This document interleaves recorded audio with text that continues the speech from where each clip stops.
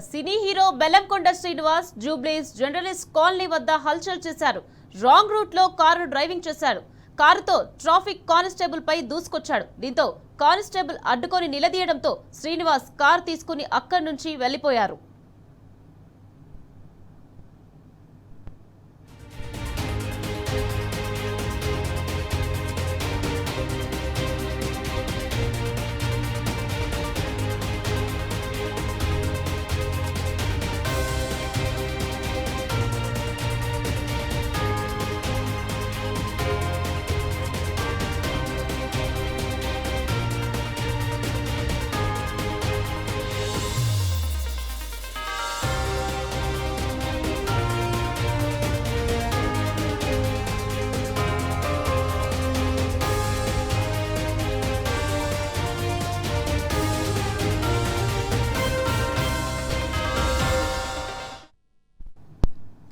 Cine hero Bellamkonda Srinivas జూబ్లీస్ journalist colony వద్ద హల్చల్ చేశారు.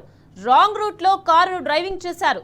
కారుతో ట్రాఫిక్ కానిస్టేబుల్ పైకి దూసుకొచ్చారు. దీంతో కానిస్టేబుల్ అడ్డుకొని నిలదీయడంతో శ్రీనివాస్ కారు తీసుకుని అక్కడి నుంచి వెళ్లిపోయాడు.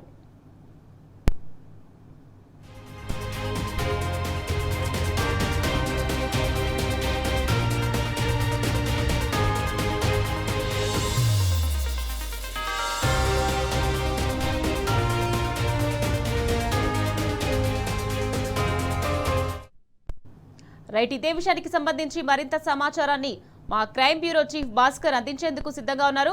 భాస్కర్, చెప్పండి, సినీ హీరో బెల్లంకొండ శ్రీనివాస్ జూబ్లీస్ జర్నలిస్ట్ కాలనీ వద్ద హల్చల్ చేశారు. దీనికి సంబంధించి మీ దగ్గర ఉన్న పూర్తి అప్డేట్స్ ఏంటి?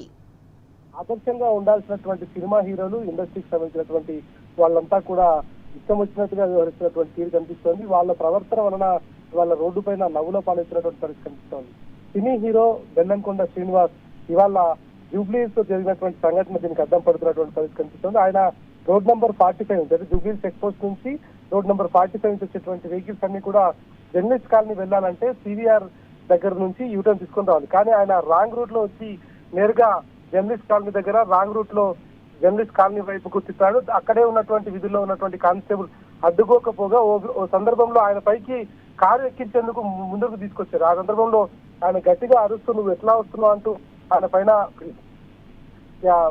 కారుకు అడ్డంగా నిలబడితే కారు అడ్డంగా నిలబడిన సందర్భంలో ఆయన పైకి కారు ఎక్కించేట పనిచేశారు. కానీ వెనకాల నుంచి మరొక కానిస్టేబుల్ వచ్చి ఆయనతో వాదించడంతో ఆయన అడ్డం దించి నేను ఎవరో తెలుసా అంటూ ఆర్గ్యూ చేసి తర్వాత మళ్ళీ ఎట్టి పరిస్థితిలో వెళ్ళొద్దు అని చెప్పిన సందర్భంలో మళ్ళీ తిప్పుకొని రోడ్ నెంబర్ 45 వెళ్ళిపోయినటువంటి పరిస్థితి కనిపిస్తోంది.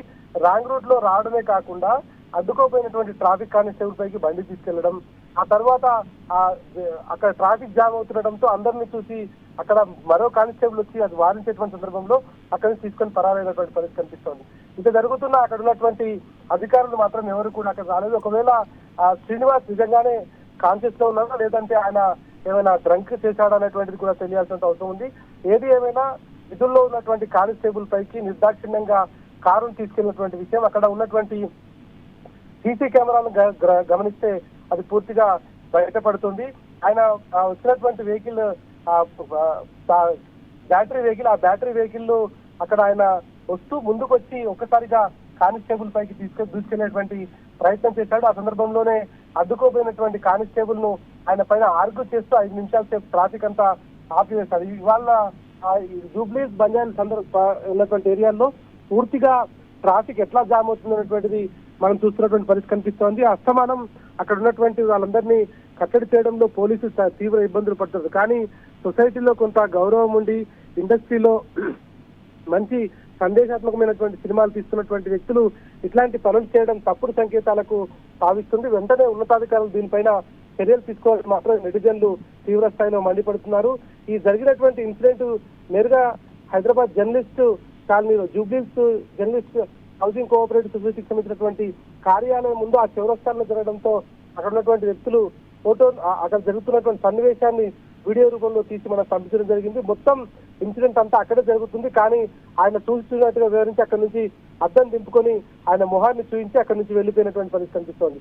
ఇప్పటికైనా ఉన్నతాధికారులు స్పందించి ఇట్లాంటి చర్యలు జరగకుండా రాంగ్ రూట్ లో వస్తున్నటువంటి వ్యక్తులు కామన్ మ్యాన్ అయితే ఎట్లా అయితే చర్యలు తీసుకుంటారో సెలబ్రిటీల పైన కూడా అటువంటి చర్యలు తీసుకొని ఇటువంటి జరగకుండా కొంత కఠినంగా వ్యవహరించాల్సినటువంటి అవసరమే కనిపిస్తుంది. నిజంగా ఒకవేళ ఆయన కానిస్టేబుల్ అడ్డుకునేటువంటి సందర్భంలో నిజంగా ఒకవేళ అక్కడ జరగడం జరిగితే కానిస్టేబుల్ ప్రాణాలు కూడా పోయేటువంటి పరిస్థితి ఉంటుంది.